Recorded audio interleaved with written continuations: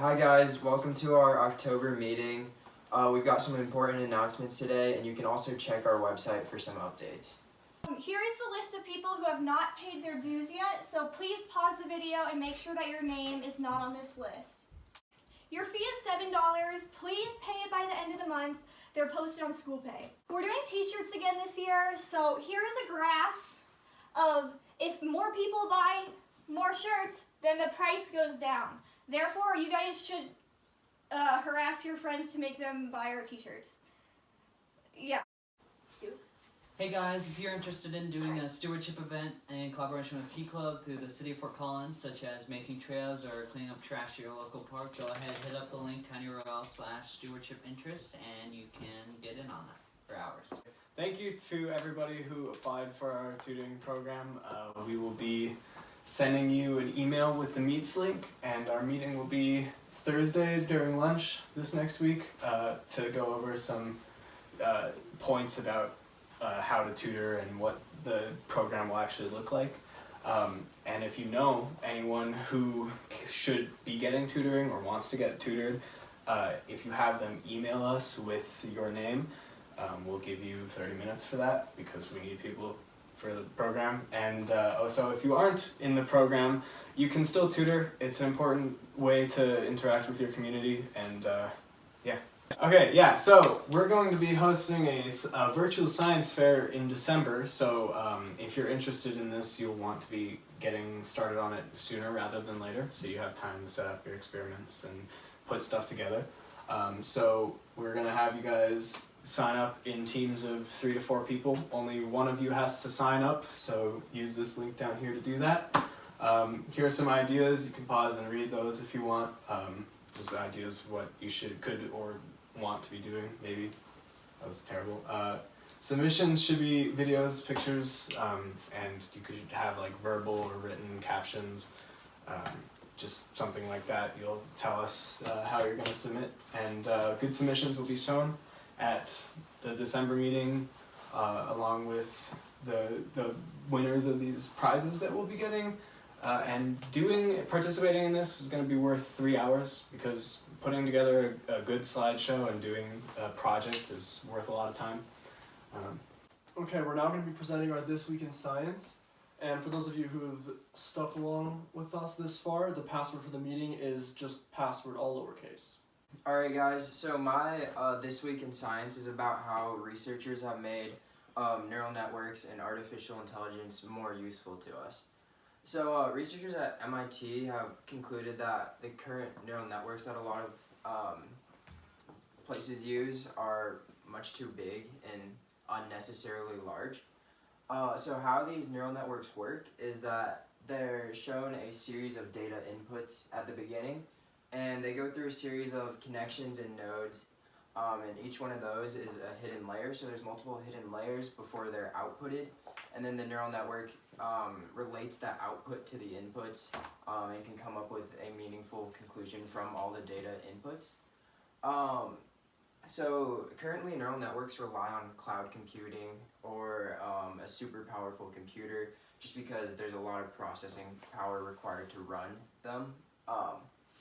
So each of the connections between the nodes, which you might be able to see there, are kind of what matters and what is trained in the neural network, and they're trained through an initialization process. So after training the neural network, the researchers found that only a few of the connections actually remained strong, and so those were the only ones they needed to keep, and as a result they pruned out the others. And through this they were able to drastically decrease the size of the neural networks by up to 76%, and they actually saw an increase in accuracy in a lot of those neural networks. Here's an example here. You can see the neural network goes from this with a lot of connections, a couple nodes, to just 2 nodes, 1 hidden layer, and a couple connections there. So it became a lot more simplified. The implications of this are that a lot of smartphones and even microprocessors that are within sensors and things like that will be able to use neural networks and artificial intelligence. Now I'm going to shift to anatomy and then talk about how the ironclad beetle, this bad boy, survives getting run over by a car. So it's known as nature's jawbreaker. Basically, it's super hard to break into by like birds, stuff like that. And so basically it's able to do that through the tight interlocking and the impact absorbing structures that connect the pieces of the exoskeleton, such as this puzzle shaped thing that's connecting the left and right in this picture. And it can take the force of over 39,000 times its body weight, which is basically equivalent to a human holding a stack of 40 Abrams tanks on their shoulder. So, decent amount. And the other key part is, so the protrusions that interconnects, like within each of these, they form cracks when they squish. They form cracks which kind of absorb the impact, and they're also healable without having it too brittle to snap under a lot of pressure. My This Week in Science is on COVID-19's effect on carbon dioxide emissions. So we had an unprecedented decline in CO2 emissions at the beginning of 2020. There was an 8.8% decrease in the first 6 months of 2020 compared to 2019, and there was up to 16.9% decrease during April. Scientists believe this is caused by a decrease in emissions from ground transportation, so like cars and buses and stuff like that. But by July, most areas went back to normal when places started opening back up. And although this may sound great, scientists say that this has little to no long-term effects on the carbon dioxide content of our atmosphere. So that's great. They say that the only way we can really make change is by changing our infrastructures entirely. Also, say hi to Bean. If you want to adopt a puppy, he's up for adoption, so let me know. So, recently, as in like in the last decade maybe, there's this new form of surgery being developed called actually I don't know what it's called. Why did I say that? That's what editing's for. Yeah. So recently, very thin layers of tissue and electronics have been used increasingly in things like research and surgeries. And there are a variety of benefits to doing that, but there is a logistical complication, which is effectively handling these materials. So if you can imagine, a really thin sheet of very fragile material can tear or wrinkle really easily. And so especially in surgery, picking up and placing these materials is very difficult. So the current method is to grow the tissue sample that you're using in the surgery on a biomaterial that can release it when you're putting it down, right?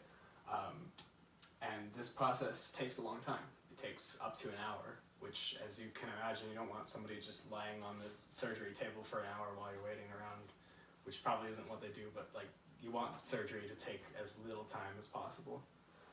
So it also requires skilled technicians, which is an economic issue, and is still liable to tearing and wrinkling even then. So this new method has been developed, which involves basically heating up a gel, as you can see here, then placing it on the material, letting it cool down, and doing that grabs the material. You can pick it up, and then once it's in the target area, you heat it up again, and it releases the material. So that's what you can see here, and this takes its inspiration from octopi, who their suckers you get in contact with a material and then kind of use their muscles to expand a little bit, which creates suction that can pick it up and put it down. This just does the same thing except using heat instead of muscle tension. So this consists of a heating element attached to a hydrogel, and it allows the process to take 10 seconds instead of an hour.